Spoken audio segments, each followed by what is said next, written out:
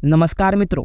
आज हम उठे सुबह 4:30 बजे। फिर फ्रेश होने के बाद की हमने थोड़ी साफ सफाई। जहाँ हम योग प्राणायाम करते हैं वो जगह का साफ होना अत्यंत जरूरी है। योग करते समय हमें कुछ सावधानियां बरतनी चाहिए।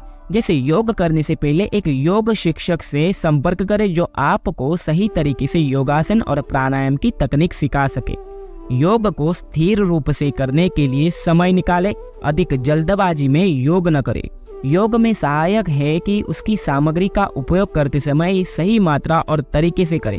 उचित योगा मैट, शॉर्ट्स और टॉप्स का चयन करें। योग के अभ्यास में ध्यान रखें और योग शिक्षक के निर्देशों का पालन करें।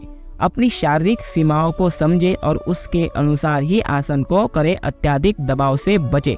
योग को नियमित रूप से करें, इसे अनियमित अभ्यास से ना करें।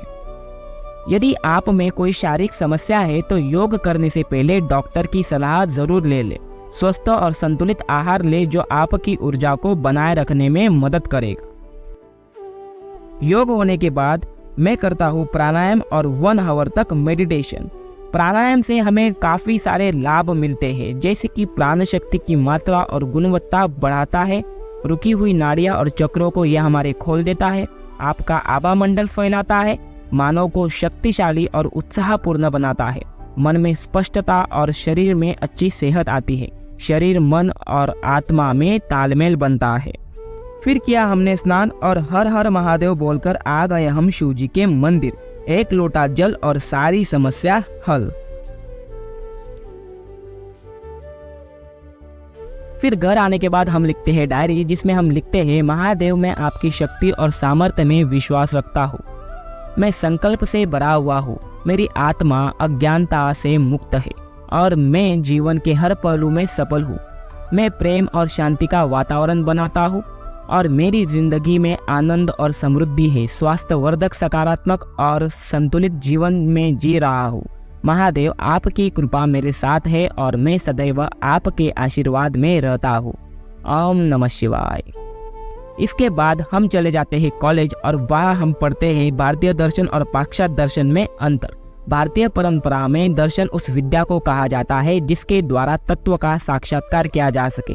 दर्शन शब्द की उत्पत्ति दृश्य धातु से हुई है, जिसका अर्थ होता है देखना।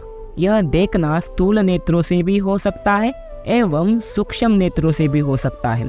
स्थूल व सूक्ष्म दोनों ही प्रकार के पदार्थ दर्शन शास्त्र के विषय है। साथ ही में परम तत्व को प्राप्त करने हेतु दोनों का साक्षात्कार आवश्यक है। इस प्रकार दर्शन शब्द का प्रयोग स्थूल व सूक्ष्म, भौतिक व आध्यात्मिक दोनों ही अर्थों में किया जाता है। इसके बाद आ गए हम घर आकर भोजन ग्रहण किया और इंस्टाग्राम के लिए वीडियो बनाया और बैठ गए हम उसी वीडियो को एडिट करने के लिए। आप मुझे इंस्टाग्राम पर भी फॉलो कर सकते हैं, लिंक डिस्क्रिप्शन में आपको मिल जाएगी।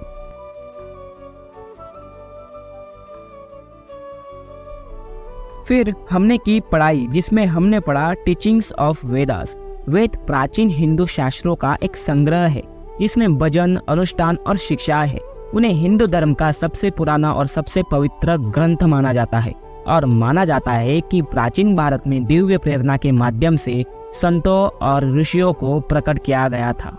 वेदों को 4 मुख्य वर्गों में विभाजित किया गया है: ऋग्वेद, यजुर्वेद, सामवेद और अथर्ववेद। प्रत्येक खंड में भजन, मंत्र और तंत्र शामिल है, जिनका उपयोग विभिन्न धार्मिक समारोह और अनुष्ठानों में किया जाता है। ऋग्वेद 4 वेदों में सबसे पुराना और सबसे महत्वपूर्ण है और इसमें विभिन्न देवी देवताओं को संबंधित भजन और प्रार्थनाएं शामिल है। यजुर्वेद में कर्मकांड का निर्देश किया गया है, जबकि सामवेद में ऐसे भजन हैं जो इन अनुष्ठानों के दौरान गाए जाते हैं। अथर्ववेद में उपचार और सुरक्षा के लिए तंत्र मंत्र है। साथ ही अंत्येष्टि संस्कार और अन्य समारोह आयोजित करने के निर्देश भी है। वेद वैदिक संस्कृत में लिखे गए हैं, जो भाषा का एक प्राचीन रूप है और सनातनियों के लिए आध्यात्मिक और धार्मिक ज्ञान का स्रोत माना जाता है। उनमें वास्तविकता की प्रकृति, जीवन का उद्देश्य और धर्म, धार्मिकता और कर्म क्रिया के महत्व सहित विभिन्न विषयों पर शिक्षाएं हैं।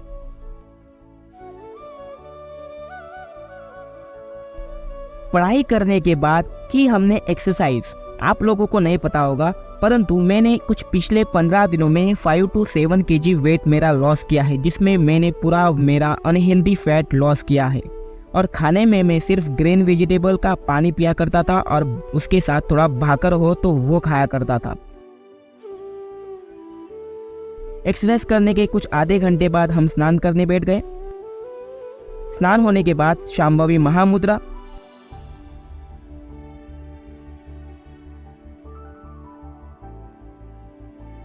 शांभवी महामुद्रा हो जाने के बाद हम करते हैं research for our upcoming YouTube videos. 7:30 बजे हम भोजन ग्रहण करते हैं, फिर थोड़ा वॉक करते हैं, फिर इस वीडियो का, इस ब्लॉग का हम स्क्रिप्ट तैयार करते हैं।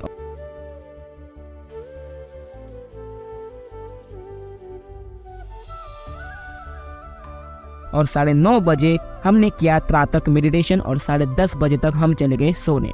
अगर मेरा ये व्लॉग आपको पसंद आता है तो मेरे इस व्लॉग को लाइक एंड शेयर ज़रूर कीजिएगा और मेरे चैनल को सब्सक्राइब कर बेल आइकॉन ज़रूर ऑन कर दीजिएगा। हरिओम तत्सत।